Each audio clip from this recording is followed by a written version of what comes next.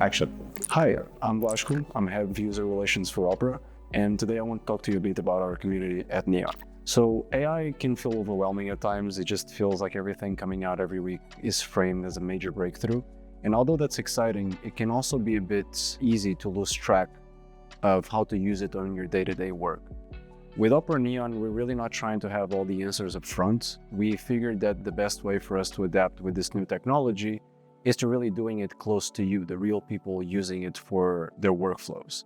So community is a big part of that. It's where you can just give us feedback, tell us what's working, what's not, what you like to see. But more so than a forum, it's a place with real interaction with our product team to learn from you on how to improve this product to best service you.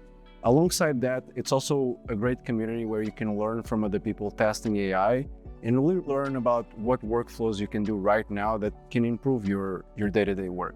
We also run events like giveaways and contests and anything that can spark up the community and keep it more engaging.